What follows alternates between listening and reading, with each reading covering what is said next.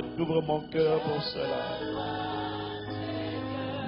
Magnifique, magnifique, magnifique. Fais-nous entendre le son de ta voix. Fais-nous entendre Dieu nous parler ce matin. Nous te supplions. Et ta vie à chacun coule comme et ta vie qu'elle coule en moi, qu'elle irrigue mon être entier, qu'elle inonde mon être, qu'elle se déploie à travers moi et qu'elle impacte ma génération. Au nom de Jésus, que ta vie, que ta vie,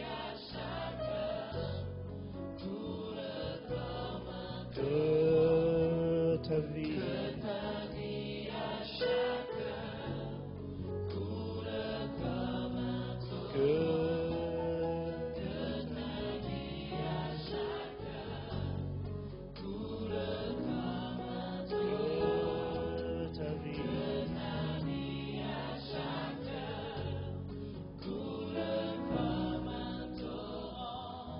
magnifique présence de Dieu.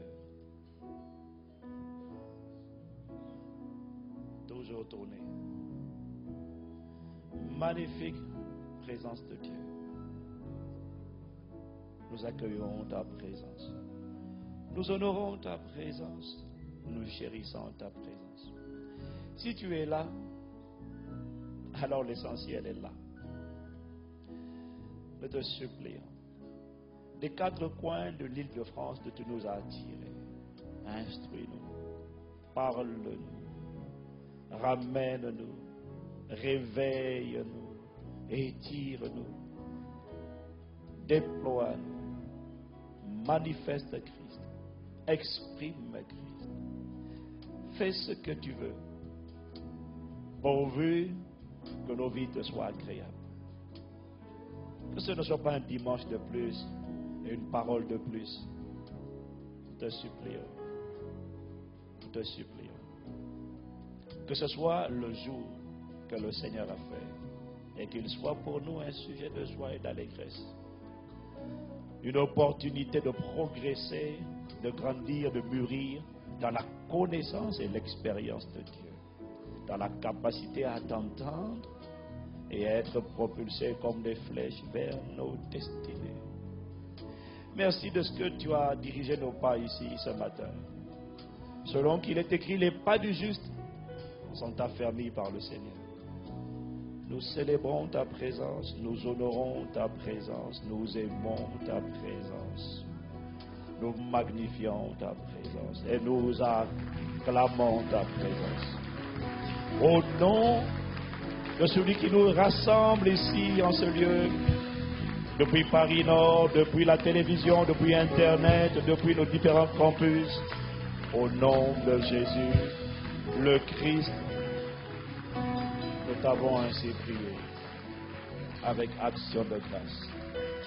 Amen, amen, amen. Alléluia. Magnifique présence de Dieu. Bienvenue à Impact Centre Chrétien, le lieu où des gens ordinaires comme toi et moi deviennent des tueurs de géants dans leur génération.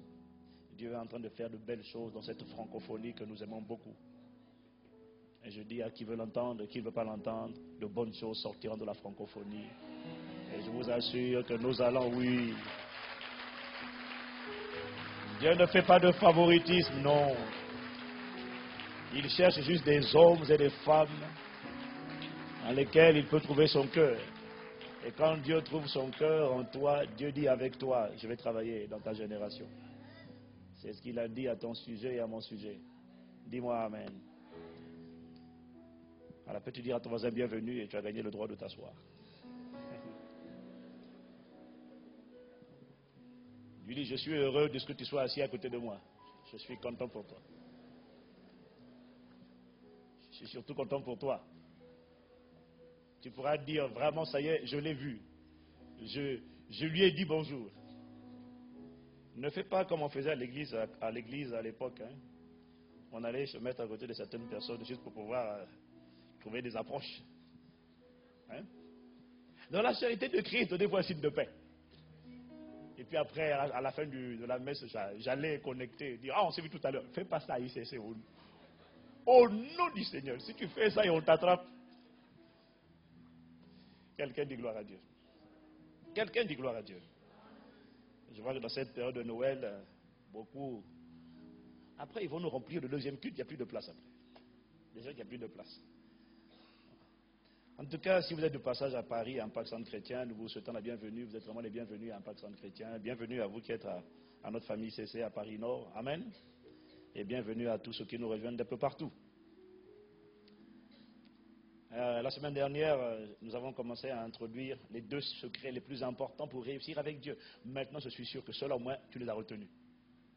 C'est tellement pas beaucoup que vraiment, si 2 tu n'arrives pas à retenir, il n'y a plus d'espoir. Mais je sais que tu as retenu. Dis Amen.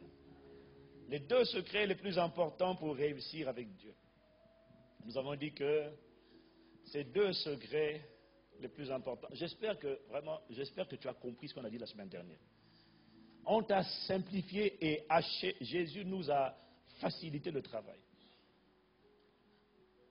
Je vous ai dit, il n'y a rien d'autre en dehors de ces 2. Tout ce qu'on va dire, tout ce qu'on a dit, tout ce qu'on dit se retrouve dans ces 2. Tout. Et nous avons dit que ces 2 secrets les plus importants pour réussir avec Dieu, car c'est de ça qu'il s'agit. C'est pour ça que nous sommes sauvés. Pour produire des bonnes œuvres, pour marcher avec Dieu sur la terre. Et ensuite, quand on aura fini, on ira se reposer de nos œuvres sur la terre. Amen. Mais en attendant, il y a du travail à accomplir. Il y a des vies à changer. Il y a des destinées à impacter. Il y a des histoires à écrire. C'est pour ça que je dis aux gens, je n'ai plus le temps pour critiquer. Si tu entends que le pasteur Ivan a critiqué un autre pasteur, vraiment ça c'est pas moi. Je n'ai plus le temps, je t'assure. J'admire les gens qui ont le temps pour ça. J'admire les gens qui ont le temps pour les commérages. Je dis, comment faites-vous? Ils ont le temps pour les commérages, ils ont le temps pour les critiques, ils ont le temps pour dire, pour les chippies. Hein, tu as vu comment il a habillé celle-là? Oh mon Dieu, tu as encore le temps pour ça? Franchement, nous t'admirons. On n'a plus le temps. On n'a plus le temps. On n'a plus le temps de se plaindre. Je n'ai pas le temps de me plaindre. Oui, la crise financière, mon Dieu. Non, mon ami, il y a des vies à construire. Il y a des destinées à écrire. Il y a des vies à impacter. Il y a un témoignage à laisser sur la terre. C'est ça qui remplit ma pensée au quotidien. Il y a un héritage à laisser aux générations futures.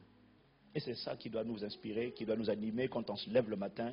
Il y a des vies à bâtir. Il y a un royaume à étendre. Je n'entends pas ton amen. Donc c'est toi qui fais... Donc c'est toi qui es encore dans les... Hein? Nous avons dit qu'il y a 2 secrets, il n'y en a pas plus. 2 secrets pour réussir avec Dieu, nous avons dit qu'il se résume à 2 choses. Premièrement, trouver le royaume, chercher. Mais quand on cherche, c'est dans le but de trouver. Trouver le royaume de Dieu et trouver la justice de Dieu. Et nous avons dit que trouver le royaume de Dieu, c'est trouver le Saint-Esprit. Si tu n'as pas compris, prends le livre.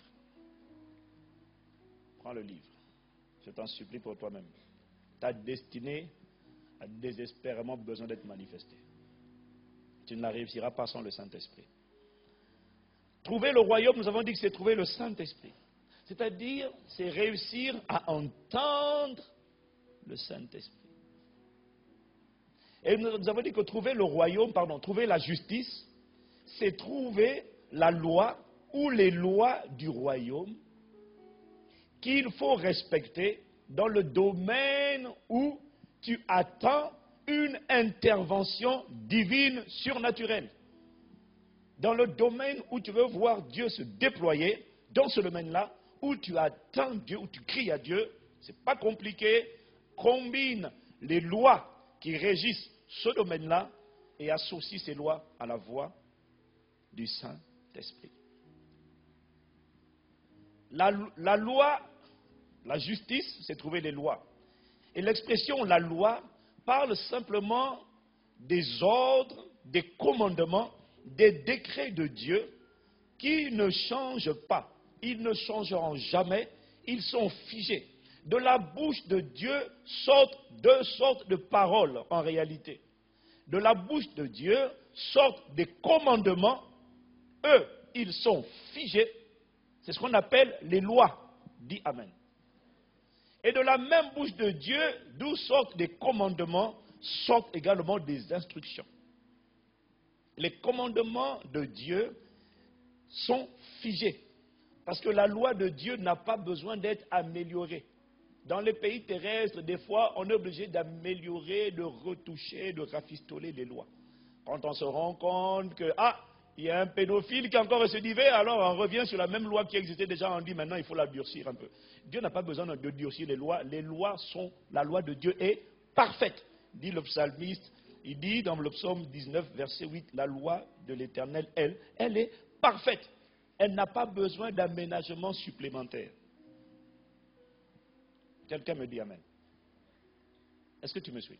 Donc, l'expression loi parle des ordres, des commandements, des décrets immuables, inchangeables, qui sortent de la bouche de Dieu. C'est ce qu'on appelle des principes. Mais de la même bouche de Dieu sortent également des instructions. Ça, ce n'est plus la loi, c'est la voix. Et la voix de Dieu n'est jamais figée dans le temps. Sa voix parle des instructions que Dieu donne à un moment donné, à un temps T.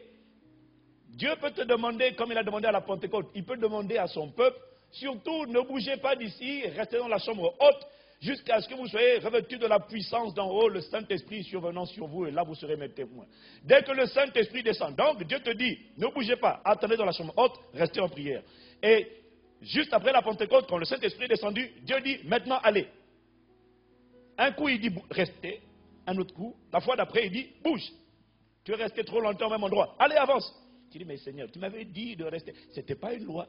Il n'y a pas une loi qu'on appelle l'immobilisme. Dis-moi Amen. Ça, ce n'est plus la loi, c'est la voix. Est-ce que quelqu'un me suit? Est-ce que quelqu'un me suit? Quel est le but de la loi? Paul dit à Timothée, il donne la réponse à Timothée. Quel est le but de la loi? La loi, c'est ce qui était auparavant écrit dans la conscience de l'homme et qui a été promulgué, rendu officiel et mis par écrit à travers Moïse. Je ne parle pas de la loi de Moïse, je te rappelle que dans la loi de Moïse, il y avait les principes, il y avait les pratiques et il y avait les... Quand je dis qu'il y en a qui n'écoutent pas les enseignements, je ne savais pas que je parlais à quelqu'un qui est dans cette salle aujourd'hui. Dans la loi de Moïse, il y avait trois choses. Il y avait les principes, il y avait les pratiques et il y avait les... Oh, maman, acclame le Seigneur pour la soeur qui a dit pénalité. Oh, acclame. Toi qui ne l'as pas dit, acclame. Mais où étiez-vous au temps chaud? Mais écoutez, si ça, vous ne comprenez pas. Quelqu'un vient me demander, là, il y a 2 semaines, pasteur, est-ce que j'ai une question là? Parce que par rapport aux adventistes, je dis, Dieu n'est pas adventiste. Et Dieu n'est pas évangélique, Dieu est le roi. Il me dit, oui, mais est-ce que le sabbat... J'ai dit, vraiment. J'ai dit, frère, j'ai enseigné ça dans les lois du royaume. Bon, toi, qui as ICC là, est-ce que tu peux lui répondre? En lui disant que dans la loi de Moïse, il y avait des principes. Il y avait des commandements perpétuels. Si tu ne me crois pas, dis-moi lequel des 10 commandements est obsolète. Dis-moi lequel. Aucun. Donc, ça veut dire que c'est toujours d'actualité aujourd'hui. La loi de l'amour, la loi du contentement, la loi de l'honneur, la loi de l'adoration. Dis-moi Amen. Mais dis-moi Amen. Mais c'est quoi ton problème? Mais qu'est-ce qu'il a ton voisin? Je t'aurais demandé de le bouger, mais on ne fera pas ça.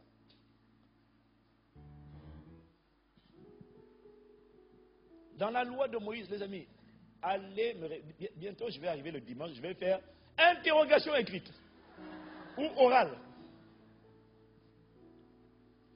Là, tu dis déjà, ouh là là, si c'est comme ça, je quitte l'église. Regarde-moi, regarde la pensée que tu as.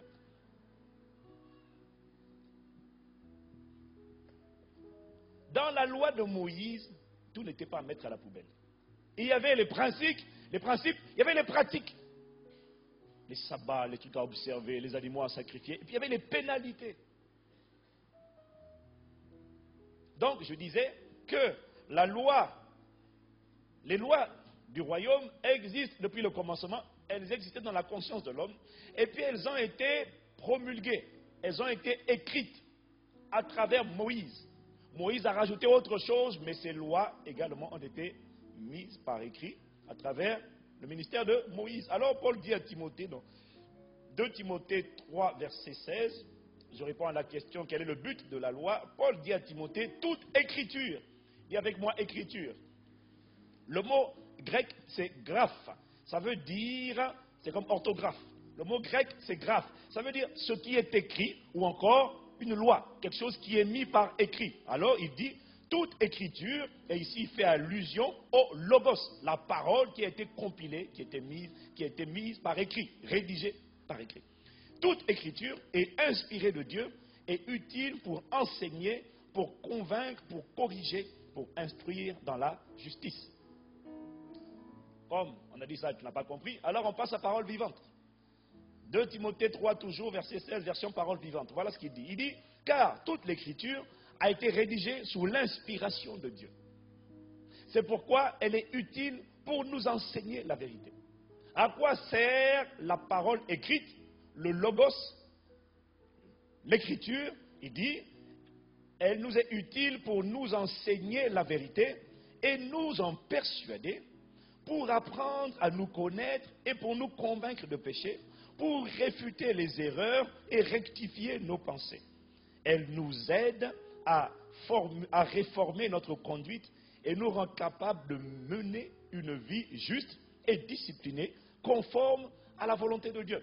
Qu'est-il en train de dire ici? Il est en train d'expliquer le but de la loi, de ce qui est mis par écrit. Il est en train de nous dire que le but de la loi sert à enseigner, corriger, réfuter les erreurs, rectifier nos pensées, nous amener à la repentance, nous rendre capables de vivre une vie conforme à la volonté de Dieu. Autrement dit, en lisant la Bible toute seule, sans même prédication, tu apprends déjà plein de vérités et tu sais exactement ce que tu dois faire et ce que tu ne dois pas faire. Et quand tu viens, la prédication ou l'enseignement que l'on donne ne vient pas pour nous convaincre, parce que la loi, déjà, l'écrit est venu déjà pour nous convaincre. La prédication vient soit pour nous expliquer le pourquoi et le comment faire. Comment marcher avec Dieu, comment faire ci, comment faire ça. C'est pour ça que la plupart du temps, à la prédication, des fois quelqu'un répond Amen, parce qu'il le savait déjà. Amen, c'est ça la vérité, c'est ça. Est-ce que quelqu'un me suit? Dis Amen. Ah oui!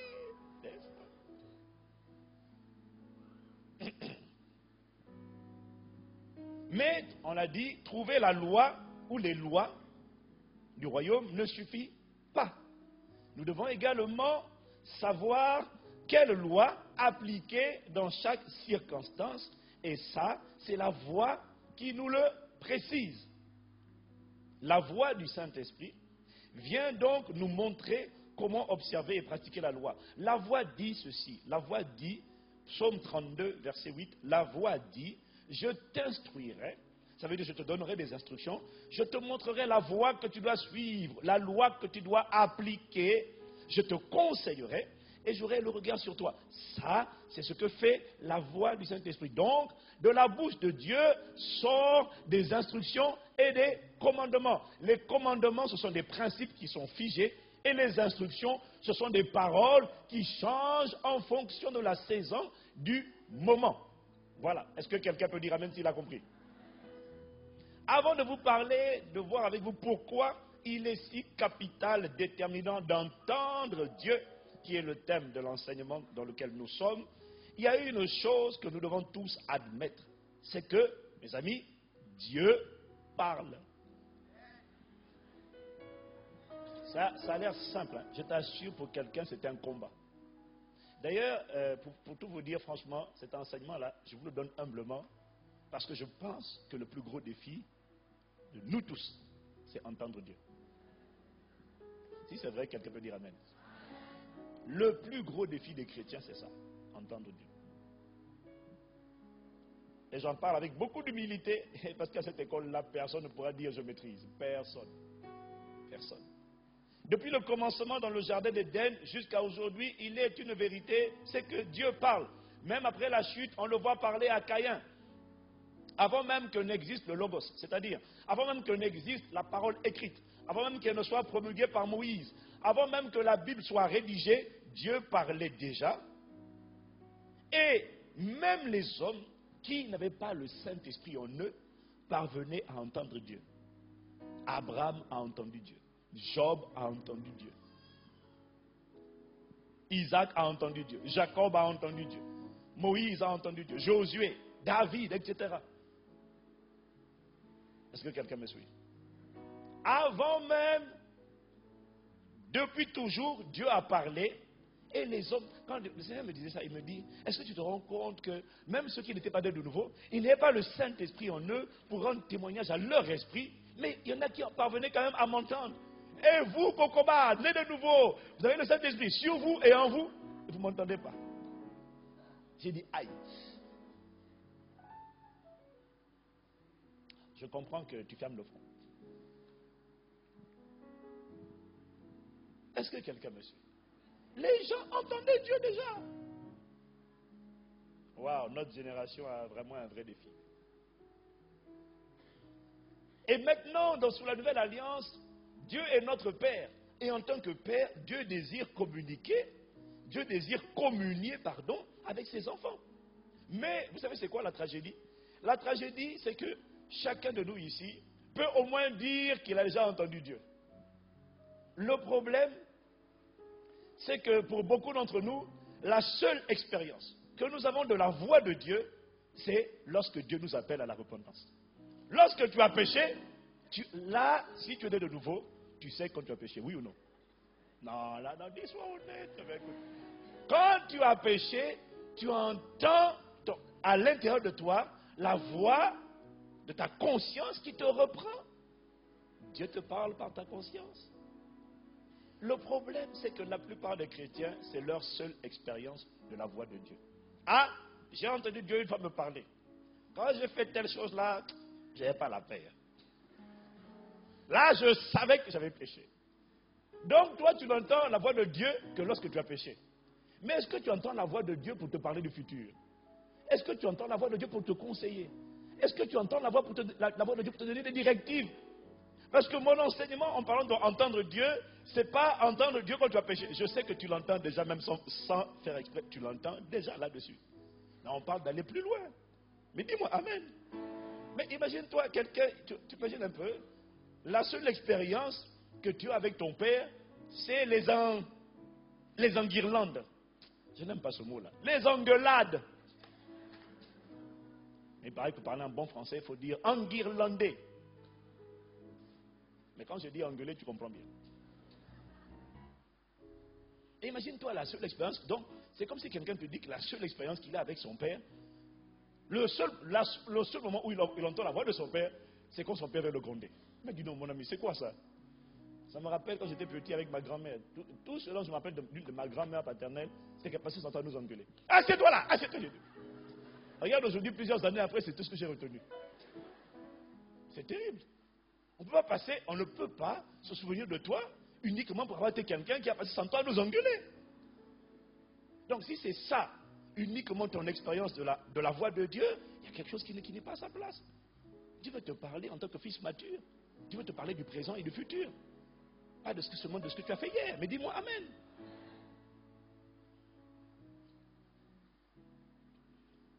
Donc quel est mon point? Mon point est que Dieu ne s'est jamais lassé de parler aux hommes. Et ce n'est pas parce que tu n'entends pas sa voix aujourd'hui qu'il ne parle pas. À l'instant même où je te parle, il y a des milliers de voix qui saturent l'atmosphère. Mais tu ne les entends pas. Il te suffit de prendre un appareil radio, un transistor, tu l'allumes, et tu tournes, tu vas voir que tu vas capter plusieurs voix qui sont dans l'atmosphère. Tout ce que tu vas faire, c'est prendre une radio et allume-la. Est-ce que quelqu'un me suit? Donc, il y a plusieurs voix dans l'atmosphère. Mais parmi ces voix, il y a la voix de Dieu. Il faut juste que tu ouvres ton oreille spirituelle pour être capable d'entendre ce que l'Esprit dit à l'Église. Donc, mon point est ceci.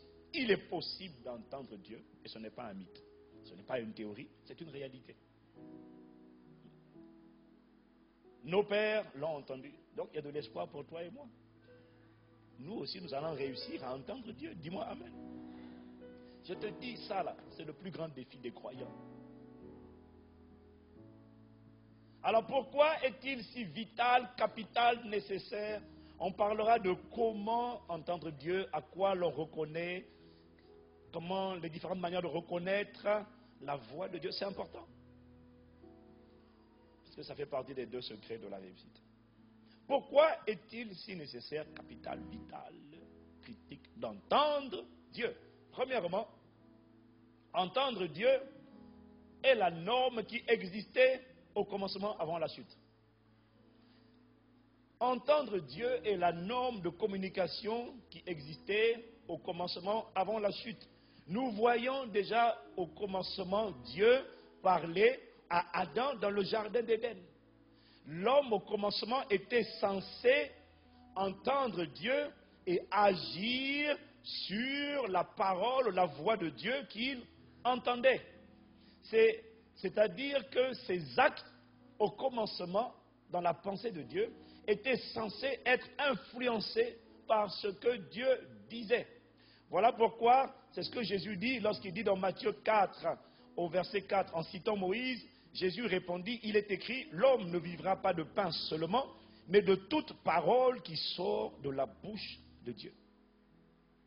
L'homme ne vivra pas de pain seulement, mais de toute parole qui sort de la bouche de Dieu. Ça veut dire que dans la pensée de Dieu, il était prévu que l'homme vive, se meuve, agisse, non pas parce qu'il le sent dans ses sentiments, non pas parce qu'il le ressent dans ses émotions, mais parce qu'il a entendu Dieu lui dire d'agir ainsi. C'était ça le programme, la norme de fonctionnement au commencement. Alors, celui qui parvient à entendre Dieu et à agir sur ce que Dieu a dit est en train de marcher selon le modèle du commencement. L'homme du commencement n'était pas censé agir à partir des émotions. Non. Ses mouvements, ses actions devaient être dictés par une voix qu'il entendait à l'intérieur, la voix de Dieu. On verra plus tard que ce n'est pas forcément une voix, parce que Dieu parle de plusieurs manières. Dis-moi Amen. Mais dans tous les cas, il était censé agir en fonction de ce que Dieu disait. Dieu donnait comme instruction, et c'est ça qui le poussait à l'action. Adam, c'est vrai, n'a pas réussi à le faire. D'ailleurs, c'est ce qui nous a mené au péché. Mais c'est ainsi que fonctionnait, qu'a opéré Jésus, le deuxième et le dernier Adam. Jésus dit, je ne fais rien de moi-même, je fais ce que je vois faire auprès du Père. Je ne dis rien de moi-même, je dis ce que j'entends le Père me dire. Autrement dit, il ne faisait rien sans entendre une voix lui dire de le faire. Pourquoi, à ton avis, un coup il arrive dans plusieurs cas où il doit guérir un aveugle? Pour guérir un aveugle, il n'appliquait pas la même méthode. Un coup, il crache par terre, et puis il prend, avec la salive, il forme de la boue, et puis il colle sur les yeux. Si c'était toi et moi, on aurait dit sans effet. Déjà, je suis déjà aveugle, en plus tu veux m'humilier, me ridiculiser en public? Tu as décidé de me rendre vraiment ridicule. Et puis il prend, paf, tiens, prends. Ah! Un autre coup, il arrive, et puis il dit, Seigneur, si tu le veux, qu'est-ce que tu veux? Que je recouvre la vue? Il y va. Il y a un autre coup encore, il dit, va te laver à la rivière de Siloé. À chaque fois, il faisait des trucs complètement différents. Heureusement qu'il a fait ça. Sinon, on aurait créé une religion à partir de ça. La religion des crachats de salive.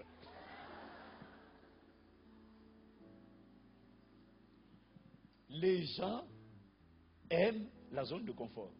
Les gens aiment ce qui est déjà arrêté et défini. Ça évite de trop chercher. Pourquoi se fatiguer à chercher? Le problème, c'est qu'avec la voix de Dieu, la Bible dit, celui qui marche par l'esprit est comme le vent.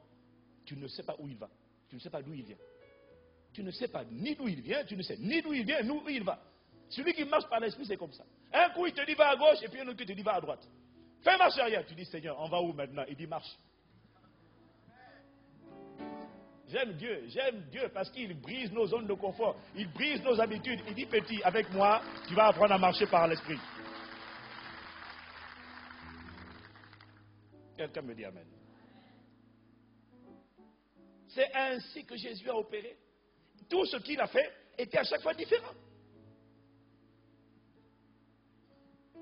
lorsqu'il a appris que son ami Lazare, était en train de mourir, il ne s'est pas levé tout de suite. Pourtant, Jésus était rempli de compassion, mais ce n'est pas la compassion qui l'a poussé à l'action. Tu te rappelles du nombre de fois où tu as fait les choses par compassion? C'est important de ressentir la compassion. Mais on n'agit pas sur la base de la compassion. On agit sur la base de la voix. C'est à cause de la compassion que tu as accueilli dans ta maison, tu as hébergé des gens compliqués. Tu as donné de l'argent à des gens compliqués. Et après tu dis, qu'est-ce que j'ai fait? Pourtant, Seigneur, j'ai exercé l'hospitalité. Oui, c'est important d'exercer l'hospitalité, mais pas à Satan. Donc, il faut que la voix te dise d'accueillir telle personne. Quelqu'un me dit amen. Jean chapitre 11. Dans cet enseignement, je vais aller doucement pour que nous prenions le temps de comprendre, d'entendre, de comprendre et d'assimiler. Amen. Ok. Jean chapitre 11, versets 3 à 6. Regardez. Regardez la réaction de Jésus. Les sœurs envoyèrent, donc Marthe et Marie, les sœurs de Lazare, envoyèrent dire à Jésus, Seigneur, voici, celui que tu aimes. Ça, c'est la meilleure manière de le prendre aux émotions et aux sentiments. Celui que tu aimes, on dit pas Lazare, on dit celui que tu aimes est malade. Là, j'entends déjà un pasteur dire, ou un leader dire, oh, Tarzan arrive. Super leader, super pasteur arrive. Après avoir entendu cela, Jésus dit, cette maladie n'est point à la mort, mais elle est pour la gloire de Dieu, afin que le Fils de Dieu soit glorifié par elle. Or, Jésus aimait Marthe et sa sœur et Lazare. Lors donc qu'il eut appris que Lazare était malade, il resta 2 jours encore dans le lieu où il était. Si c'était nous, on aurait dit insensible pasteur. Tu apprends que était malade et tu restes tranquillement là-bas au lieu de courir à son chevet. Jésus étant arrivé, trouva que Lazare était déjà depuis 4 jours dans le sépulcre. Si vous lisez le verset, ça c'est le verset 17, excusez-moi. Je suis passé du verset 5 au verset 17. Donc, ici vous réalisez que les sœurs de Lazare ont envoyé un messager pour dire à Jésus que Lazare est en train de mourir. Celui que tu aimes, là, il est en train de mourir. Jésus a attendu le 3e jour pour se décider à bouger. Et il est arrivé sur place le 4e jour, là où Lazare était déjà dans le sépulcre. Et pourtant, Jésus avait compassion, et pourtant il aimait Lazare. Le Seigneur m'a dit, tu dois apprendre à m'écouter. Ah, j'ai dit, mais Seigneur, si c'était nous là, on te l'a dit, il est où? Il est où? Quel hôpital? J'arrive tout de suite. Mais des fois, Dieu ne veut pas que tu arrives tout de suite. C'est pour ça que tu arrives tout de suite, tu pries et rien ne se passe. Parce que ce n'est pas comme ça que Dieu voulait faire. Je vous dis qu'entendre Dieu là, c'est le sujet le plus délicat, le plus bizarre. Parce que tu te rends compte que les voix de Dieu ne sont pas nos voix. Dis-moi amen. J'ai dit, Seigneur, c'est normal d'aller tout de suite au chevet de quelqu'un. Dieu dit non. Il faut que je te dise d'aller à son chevet. Ce qui suppose que tu sois capable de m'entendre, de te parler. Mais ça fait beaucoup de suppose. Oh là là. Quelqu'un me dit amen. Donc Jésus n'agissait pas avec les émotions. Jésus agissait sur la base du témoignage qu'il recevait du Saint-Esprit. Alors tu me diras, ça c'est Jésus. Mais non, il n'y a pas que lui. Regarde David. Dans l'Ancien Testament. Il n'était pas né de nouveau, mais regarde David. 1 Samuel 30, verset 1 à 8. La Bible dit, lorsque David arriva le 3e jour à Tzilag avec ses gens, les Amalécites avaient fait une invasion dans le Midi et ils avaient détruit et brûlé Tzilag. Après avoir fait prisonniers les femmes et tout ce qui s'y trouvait, petits et grands. Ils n'avaient tué personne, mais ils avaient tout emmené et s'étaient remis en route.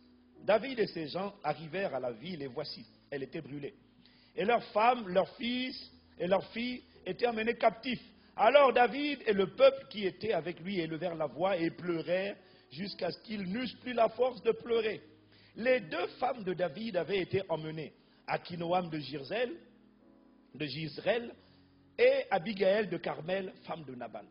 David fut dans une grande détresse, fut dans une grande angoisse, car le peuple parlait de le lapider. Oh, mais vraiment, les gens. Parce que tous avaient de l'amertume dans l'âme. Chacun à cause de ses fils et de ses filles. Mais David, regardez ce qu'il a fait. Mais David reprit courage en s'appuyant sur l'Éternel, son Dieu. Wow, des gens qui s'automotivent, qui n'ont pas besoin que le pasteur les appelle. Wow, ils sont peu nombreux. Merci David. Pardon. On ne parlait pas de toi. Il dit au sacrificateur Abiatar, fils d'Achimelech, apporte-moi donc l'éphod. Abiatar apporta l'éphod à David, et David consulta l'Éternel en disant, poursuivrai-je cette troupe? L'atteindrai-je? L'Éternel lui répondit, poursuis, car tu atteindras et tu délivreras. Quand tu lis ça, ça a l'air simple quand tu lis ça vite, mais quand tu fais une pause, tu dis waouh. Dans l'Ancien Testament, il n'avait pas le Saint-Esprit en lui. L'Esprit de Dieu était uniquement sur lui. Mais regarde la sagesse de David. Sa femme, ses enfants, fils, filles ont été kidnappés. Tout le monde le presse de poursuivre et d'aller à leur recherche. Et d'abord, les gens sont amers, frustrés et angoissés. Et le peuple, ses propres soldats, parlent maintenant de le lapider. Hier, il disait, oyez, oyez, vive à David. Avec toi, on a fait des exploits, maintenant tu veux me lapider. Ah, la nature humaine, vraiment, en tout cas. Mais regardez, malgré la pression de ces troupes qui veulent le lapider, David va d'abord demander à Dieu s'il doit poursuivre. David n'a pas le Saint-Esprit en lui. David est à la tête d'un peuple nombreux. David est un homme occupé, c'est un homme de guerre, c'est un stratège, c'est un homme compétent, un stratège militaire, c'est un homme busy. Il est occupé et David prend le temps d'abord d'aller consulter Dieu pour demander à Dieu, Seigneur, qu'est-ce que je fais? Est-ce que je dois poursuivre des gens qui ont kidnappé femmes, mes enfants, mes fils et mes filles, et ceux de tout le monde? Est-ce que je dois le faire? Parce que si tu ne bâtis une maison, ceux qui la bâtissent, je le sais déjà, bâtissent en vain. Si tu n'es pas derrière cette initiative, elle ne marchera jamais. David prend le temps d'aller questionner Dieu. Est-ce que je dois le faire? Là où tout le monde dit, mais quelle question? Allons-y. David dit non. Attendez d'abord, demandons à Dieu. Wow. Quand je lis ça, je comprends pourquoi David a marqué son époque. Quelqu'un me dit amen. David savait que si Dieu n'était pas derrière, c'est inutile de les poursuivre parce que si Dieu n'est pas avec toi, tu vas faire mourir encore plus d'hommes, de soldats avec toi. On ne combat pas tous les combats. Il faut que Dieu te dise quel combat combattre. Je sais, tu ne comprends pas de quoi je parle. Je t'en supplie, garde ce genre de messages, garde-les, vis. Et un jour viendra. Quelqu'un me dit amen. En fait, quel est mon point? Je voulais juste vous prouver que plusieurs témoins avant nous ont réussi à entendre Dieu et à chaque fois qu'ils ont réussi à entendre Dieu et à agir sur ce que Dieu disait, ils ont réussi. Mais ça, c'est la formule de la réussite. Entendre Dieu et marcher selon ce qu'il dit de faire. Et quand Dieu te donne une instruction, c'est toujours une loi. Quand tu entends la voix, tu la combines à la loi, tu es obligé de réussir.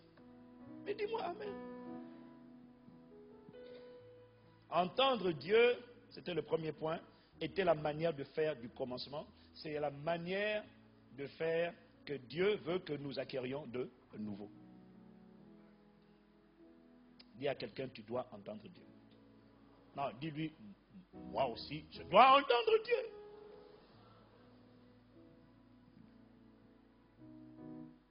Tu sais, j'aime bien ce que je suis en train de dire parce que ça a l'air simple. Ça a l'air simple. Mais comment? Même pas ça a l'air, c'est simple. Mais tellement délicat. Tellement délicat. Tu prends 3 jours de jeûne à sec pour entendre Dieu. Et tu sors de là, tu n'as rien entendu. Qui a déjà pris un temps de jeûne pour entendre Dieu? Qui a déjà fait ça? Vous les autres, ce sont pour obtenir la percée, le miracle, la délivrance, le mariage, le travail. Moi, je parle de temps de jeûne uniquement pour entendre Dieu. Si tu ne l'as jamais fait, c'est une excellente opportunité pour commencer. Juste entendre. Tu comprendras au cours de cet enseignement que tout ce dont tu as besoin, c'est d'entendre. Mais quand tu n'entends pas, tu t'attends trop. C'est le deuxième point. Entendre Dieu te permet de recevoir ses directives ou ses instructions. Quand tu ne les entends pas, tu t'attends. Combien de gens se marient sur la base du pic, mine, douce? Ok, ils sont 3. Seigneur, celui sur lequel je tomberai, ou alors on va jouer à pile ou face. Je prends 3 pièces en même temps, je ne sais pas comment je fais, mais je fais quelque chose. Pic, mine, douce. Ah, Rigobert, ma pièce est tombée sur toi. Hey, tu te maries comme ça? Pourquoi? Parce qu'on n'entend pas Dieu. On n'entend pas. La plupart des chrétiens, ce n'est pas pour aujourd'hui, n'entendent pas Dieu. Et ils sont fiers de dire je marche par la foi. Il y a beaucoup de choses qu'il faut reconsidérer. Beaucoup de choses. Il faut entendre Dieu. Entendre Dieu, c'est ce qui te permet de recevoir ses directives ou ses instructions. Si tu ne les reçois pas, tu fais ce qu'on appelle en anglais guesswork. Tu tâtonnes.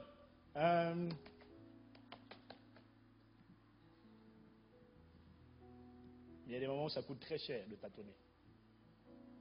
Quelqu'un a envie de dire, oh, si tu savais comment ce que tu dis est vrai, je t'assure, je suis un témoin.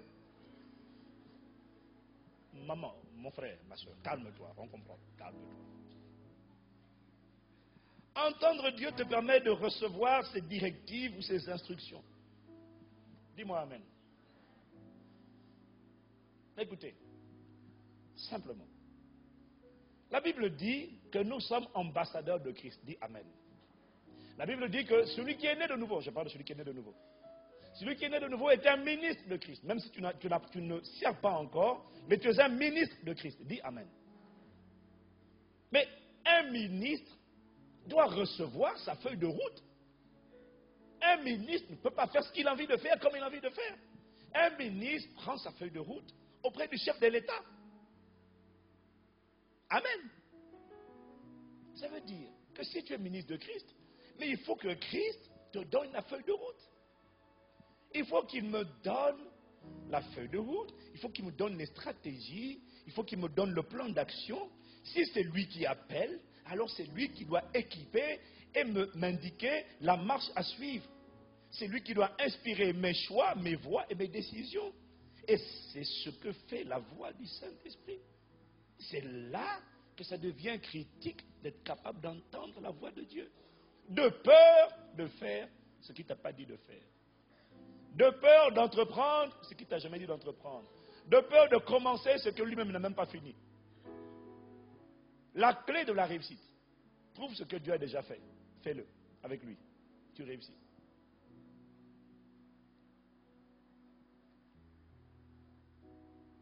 De peur qu'à la fin de l'année, tu ne dises, cette année, je compte une victoire. Dieu dit 0. Non, j'en ai 2. Dieu dit 0. Tu as eu 2 accomplissements, mais ce n'est pas moi qui les ai inspirés. C'est ton ambition personnelle qui les a inspirés. Dans mon agenda, dans mon carnet, il y a 0. Ah. Je ne sais pas pour toi, mais moi, ça c'est quelque chose, je n'ai pas envie que ça m'arrive. Je dis, ah non. Si l'Éternel ne bâtit une maison, ceux qui la bâtissent en vain. J'ai créé une entreprise, Dieu dit 0. Cette entreprise, ce n'est pas moi qui te dis de la créer. Mais Seigneur, alors, je n'ai pas le droit de faire quelque chose? Il dit si. Mais tu dois entendre ma voix. Ça a l'air simple. Amen. Mais ça parle. Alors dès lors, tu vois, il est important de prendre le temps de prier, de chercher Dieu. Et de demander, de dire au Seigneur, ne me laisse pas bâtir ce que tu ne bâtis pas.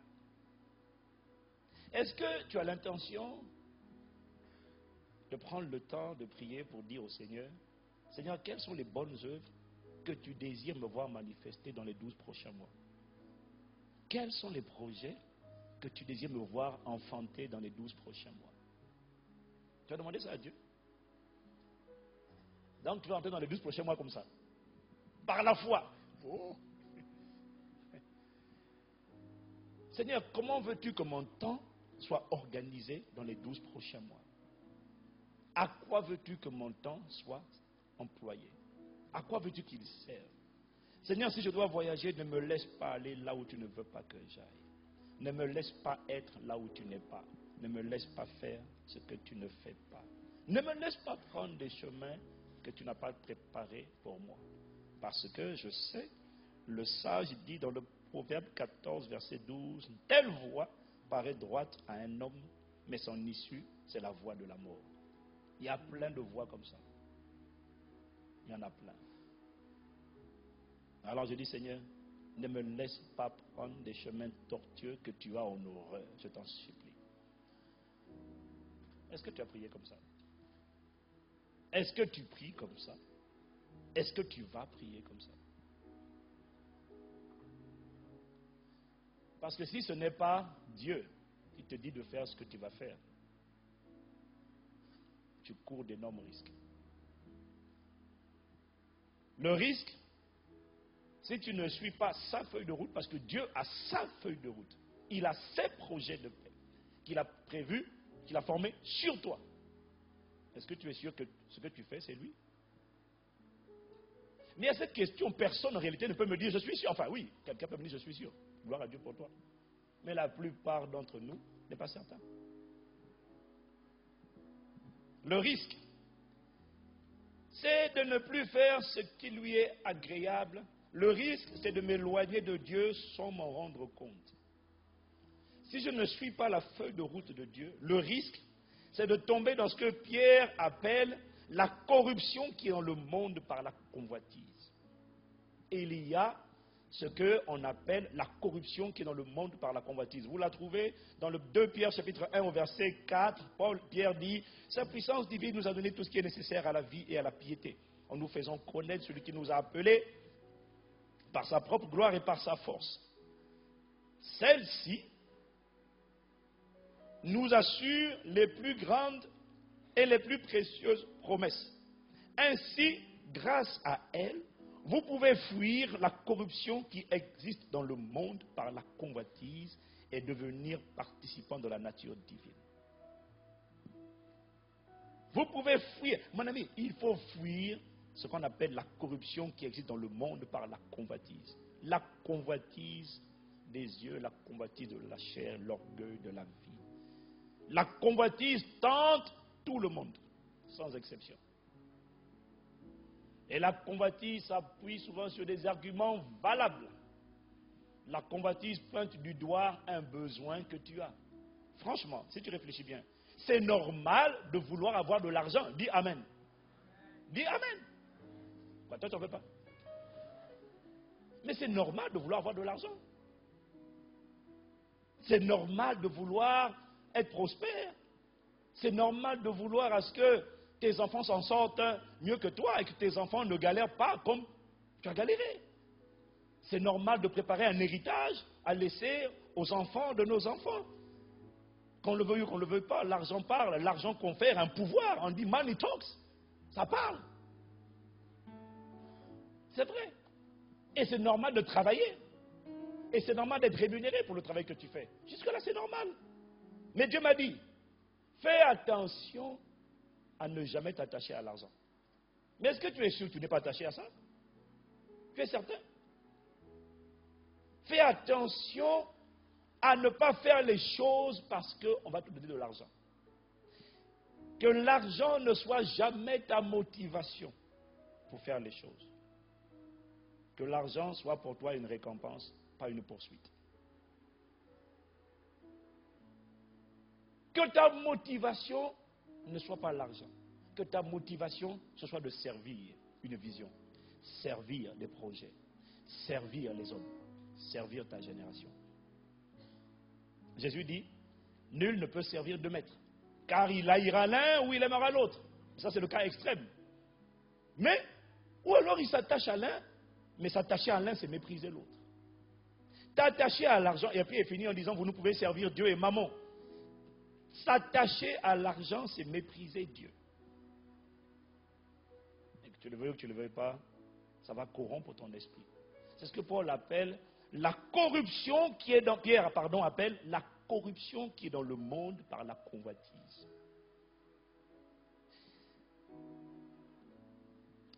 Écoutez-moi bien. Le Saint-Esprit m'a dit. Il m'a parlé. Je l'ai entendu. Ce que je vous dis là, il m'a dit. Fais attention. Des fois, c'est tellement subtil. Fais attention à ce que ton esprit ne soit pas dilué et corrompu alors que tu commences à te disperser et à t'éparpiller dans toutes sortes de tâches et de choses. Parce que plus tu prends de l'envergure, plus tu prends de l'ampleur, et plus tu seras sollicité. Mais fais attention. Tu vois, Dieu n'est pas contre la richesse. Là, il faut que tu dises Amen. Dieu est contre l'attachement. Et Dieu m'a dit, fais attention. Préserve ton cœur. Tu sais, Dieu m'a parlé. Il m'a dit, regarde tous les gens que tu admirais il y a 15 ans. Tous ces grands prédicateurs américains, regarde-les. Je vous fais une confidence. Les gens que j'écoutais beaucoup il y a 15 ans, quand je les écoute aujourd'hui, je ne reçois plus la même chose. C'est vrai que j'ai sûrement progressé. Mais j'ai eu une pensée qui m'est venue. La pensée m'a dit, prends leur message d'il y a 15 ans. À l'époque où leur esprit n'était pas encore accaparé par trop de choses. Tu verras que les messages étaient plus authentiques, plus profonds, plus impactants. Mais à un moment donné, vient la popularité, la notoriété, et puis on fait ci, on fait ça, on fait ci, on s'occupe de toutes sortes de choses.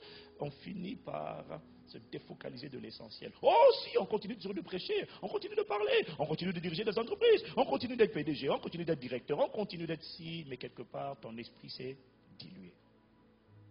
Tu parles toujours, mais il y a moins d'impact. Que s'est-il passé? Une corruption. Non, tu n'as pas rétrogradé. Non, c'est pas ça. C'est juste que Dieu ne te prend pas, ne te possède pas entièrement. Tu ne l'entends plus de la même manière qu'avant. Dieu m'a dit, fais attention. La corruption qui est dans le monde par la convoitise, elle guette tout le monde.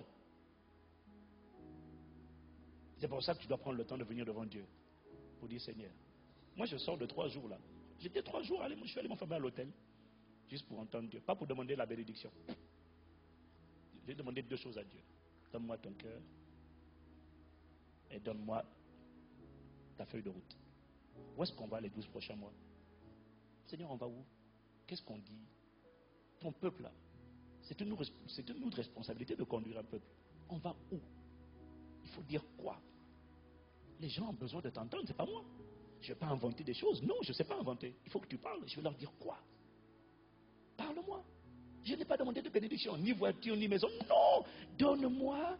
Si je perds le cœur de Dieu, si mon esprit devient corrompu, je suis fichu. Je dis, donne-moi ton cœur. D'abord ça. Ça, c'était ma première requête. Le cœur. Tout ce que je demande, c'est ton cœur. Après ton cœur, je demande ta voix, ta feuille de route, ta direction.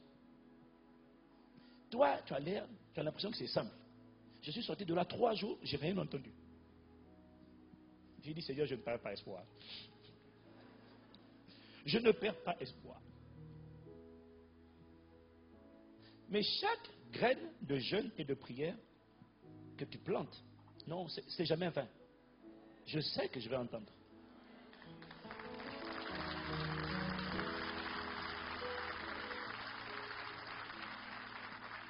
Alors toi, tu te dis, c'est normal que tu fasses ça. Tu es le pasteur. Oh non, je ne fais pas ça parce que je suis pasteur.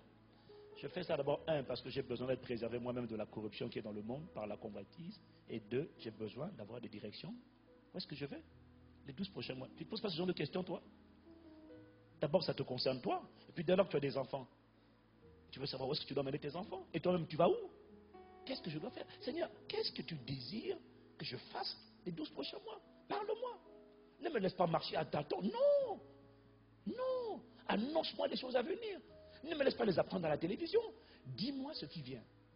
Afin que quand ça vient, je dis, ah, je l'avais reçu. Ne me laisse pas être pris au dépourvu.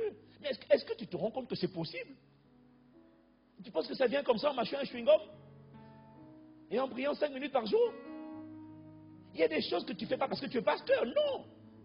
Il y a des choses que tu fais d'abord parce que tu n'as pas envie d'être disqualifié. Tu n'as pas envie d'aller dans une direction où Dieu n'a pas dit d'aller. Déjà toi-même à titre personnel. Et c'est encore plus grave quand tu emmènes dans cette direction des gens, alors que Dieu ne t'a pas dit toi-même d'y aller, il ne t'a pas dit d'emmener les gens. Alors plus que jamais, j'ai dit, oh Seigneur, il faut que je t'entende. Mon Dieu, il faut que je t'entende. Si tu n'entends pas Dieu, tu emmènes les gens dans des naufrages et tu dis, le Seigneur m'a dit, non, ce n'est pas Dieu qui m'a dit, ce n'est pas Dieu. Parce que si ça se plante, c'est que ce n'est pas Dieu. Est-ce que quelqu'un me suit? Ça a l'air simple ce que je vous dis là. Mais entendre Dieu, sans ça, tu es sûr d'échouer. Alors quel temps tu vas te décider à passer, à quel prix tu seras prêt à payer pour entendre Dieu? Parce que si tu n'entends pas Dieu, tu vas faire des choses que Dieu ne t'a pas dit de dire. Dieu ne t'a pas dit de faire. Et je vais te dire ce qui va se passer. Quand tu n'entends pas Dieu, tu vas faire des choses qu'il ne t'a pas dit de faire. Et à un moment donné, Dieu en personne va te résister. Et quand Dieu te résiste, comme il a résisté à Balaam, il a mis un âne sur sa route. Dieu va mettre des obstacles sur ta route. Tous les obstacles qui t'arrivent ne sont pas des blocages sataniques. Il y a des obstacles qui sont des résistances de Dieu en personne parce que tu n'arrives pas à l'entendre. Il te résiste en face. Mais est-ce que tu arrives à entendre? Est-ce que Dieu parle tantôt d'une manière, tantôt d'une autre? Est-ce que tu arrives à entendre quand il y a des obstacles? Certains obstacles, c'est Dieu qui ne veut pas que tu ailles plus loin. Est-ce que tu arrives à entendre?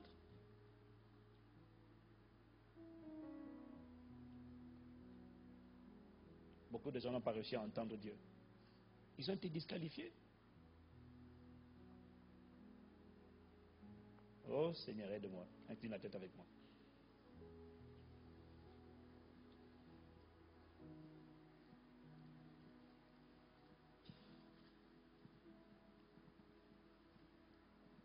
Plus que jamais.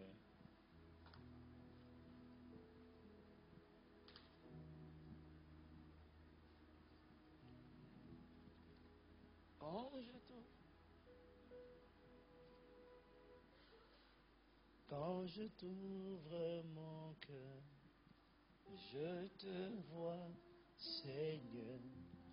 Quand je t'ouvre mon cœur, je t'entends me parler. Éteins-moi dans mon cœur, toujours demeure.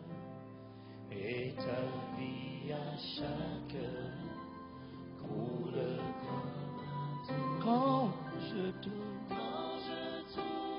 mon cœur, je te vois, Seigneur. Je veux l'authenticité de ton cœur, non pas un cœur corrompu. Je t'en supplie, donne-moi ton cœur, donne-moi tes directives, donne-moi d'entendre le son de ta voix. Qu'importe ce qui s'est passé cette année, une année nouvelle arrive. Dispose mon cœur et accorde-moi de te trouver. De trouver ton cœur et de trouver ta feuille de route. C'est vital, c'est capital, c'est nécessaire. Si tu ne payes pas le prix pour entendre Dieu maintenant, tu payeras le prix pour avoir échoué. Mais dans tous les cas, la vie te réclamera un prix. Lequel paieras-tu? Telle est la question.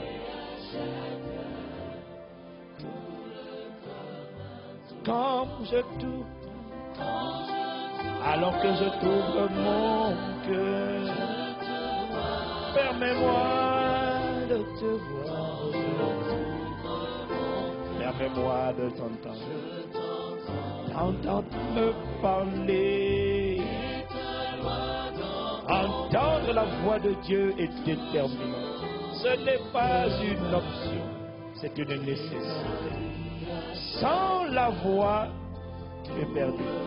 Sans la voix, tu vas errer. Quand je t'ouvre mon cœur, alors que je t'ouvre mon cœur, c'est seulement là que je peux voir.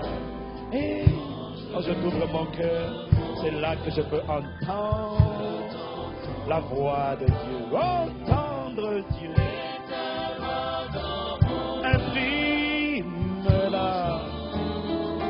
Imprime ta loi et m'entendre entendre ta voix. Il faut que j'entende le son qui sort du trône. Quand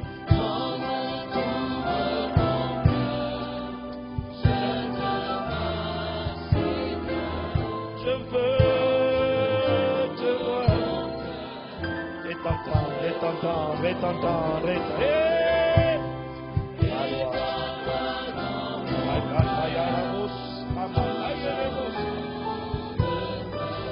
fais-la demeurer au plus profond. Quand je veux te voir, je veux te contempler.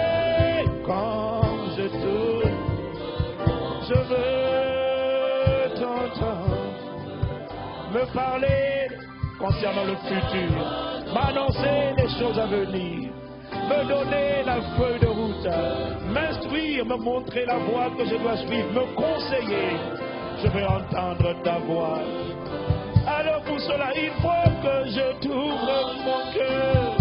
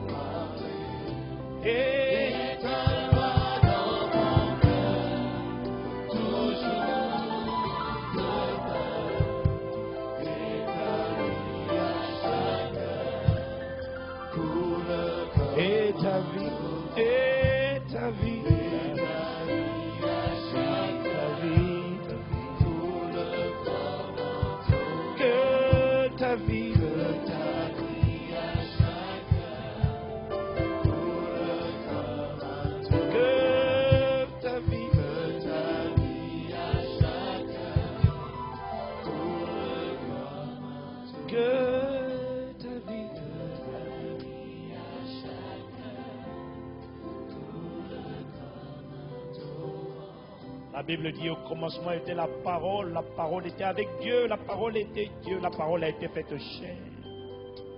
Au verset 3, Jean 1, verset 3, il dit, en elle était la vie était la lumière des hommes. La vie dont tu as besoin, la vitalité divine, se trouve dans le son de sa voix. La vie ne coule pas là où il n'y a pas la voix qui t'a parlé. Pour faire ce que tu fais, pour être là où tu es, il faut que la voix te parle. Cette voix transporte, contient la vie surnaturelle. Cette instruction de Dieu contient à elle seule la capacité de te donner la santé.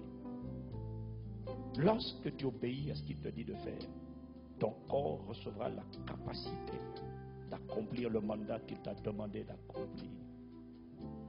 Mais lorsque tu fais ce qu'il ne t'a pas dit de faire et qu'une maladie surgit, puisque tu agis sans la parole, la vie que tu invoques ne peut pas agir. La vie agit parce qu'elle se trouve dans la parole. C'est la parole qui la transporte. C'est le son de sa voix. Je te supplie, ramène-nous à l'essentiel. Ramène-nous à ton cœur et à ta voix. Merci pour tes lois, mais donne-nous ce qui nous semble beaucoup plus délicat, c'est entendre ta voix. Donne-nous de t'entendre. Si nous t'entendons et que nous respectons tes lois, alors on parlera de nous dans notre génération. Alors notre vie créera un impact significatif. Ne nous laisse pas être corrompus par la corruption qui est dans le monde à travers la convoitise. Je te supplie, garde nos cœurs intacts, purs, saints, consacrés, sanctifiés. Oui, pour l'argent, ça sera une récompense de ce que nous aurons fait. Mais ne laisse jamais l'argent, l'attachement, ne laisse jamais l'argent nous attacher, nous prendre en otage. Jamais. Que nos cœurs, dès maintenant et à jamais, soient entièrement à toi et pour toi. Tu as commencé cette œuvre, tu la rendras parfaite. Au nom de Jésus. Amen.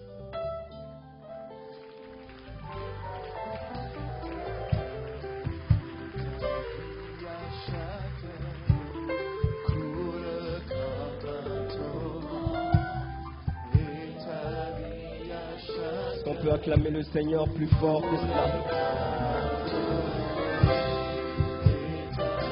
Merci notre Dieu, notre Père. Entendre ta voix, c'est notre leitmotiv ce matin. C'est notre raison d'exister. C'est notre raison de vivre. Nous te rendons toute la gloire pour ce que tu fais. Merci pour ta parole. Ce matin, nous ne sommes pas venus pour demander, mais nous sommes venus pour t'offrir, Seigneur, pour t'offrir un culte, Seigneur, qui te glorifie. À toi seul l'honneur et la majesté dans le nom de Jésus. Amen. Amen. Gloire à Dieu.